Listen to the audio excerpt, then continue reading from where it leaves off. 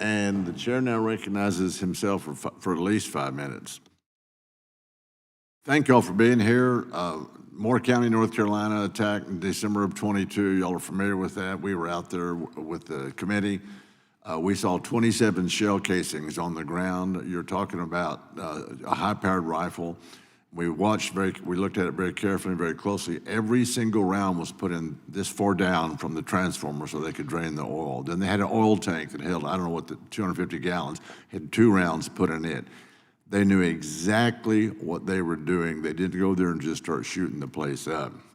So when we talk about hardening the grid, are we talking about higher walls? Are we talking about getting that facility away from the beaten path, as the poet once wrote? Are we talking about having security there 24/7? Ideas on to protect these substations. Mr. Ball, we'll start with you. Well, thank you for that question, and certainly that concern has plagued us for many years. Our industry has seen it even with, vandalism, for that matter. But just all the way back to the Metcalf substation attack, where there was a very purposeful and knowledgeable physical attack on a substation, which had some significant implications. And I think we saw that flare up. I think what we need I don't think you can build a wall tall enough. I don't think we can afford the costs necessary to harden that infrastructure to prevent against ballistic attacks when there are other attack scenarios, such as drones. You can shoot those down if you have the experts there. If you have the expert and the authority. You can get those experts from Texas, by the way. Yeah. I couldn't foot stomp enough, but I think there's a lot of different threats to physical threats to a substation.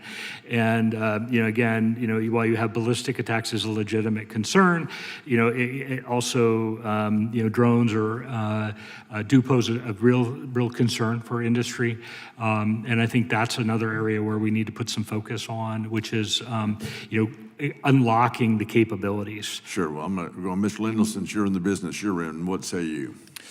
Yeah, so I think there's a lot of low-hanging fruit that we can do before we, build walls to actually stop everything. And a wall won't stop absolutely everything either.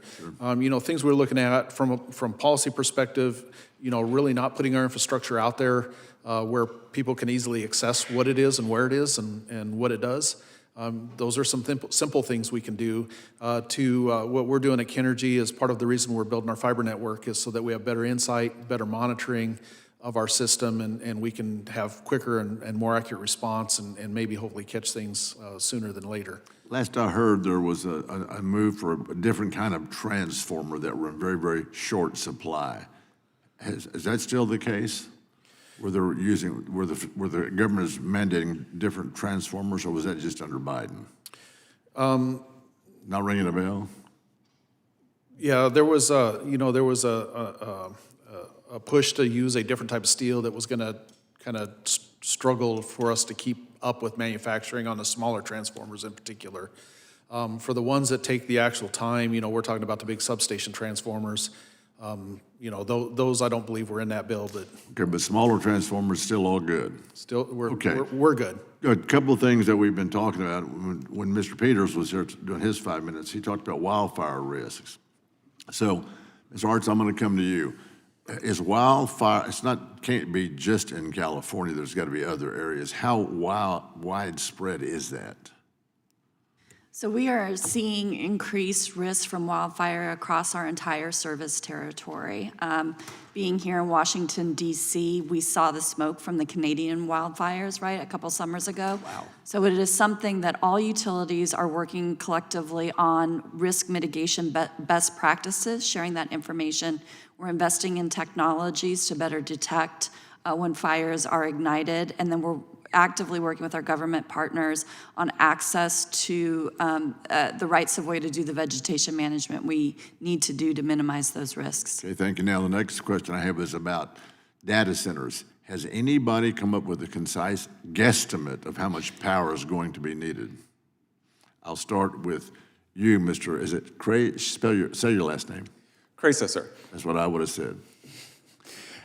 It's a very large amount.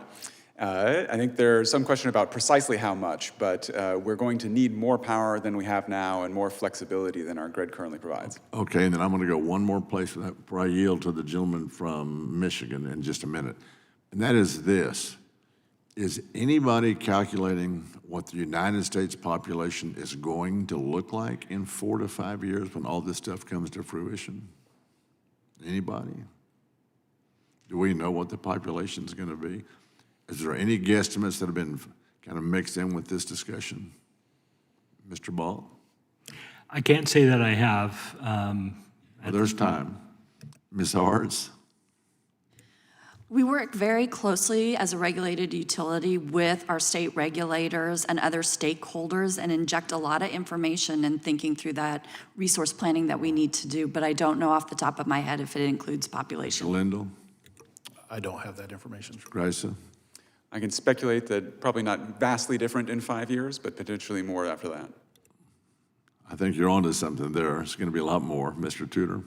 You know, I don't believe, that I don't know that number, but I know that in a lot of the calculations and the answer, a very large number, the growing population was also included. Interesting thought popped up in my head listening to all this, all the discussion we're having. Thank you all for being here.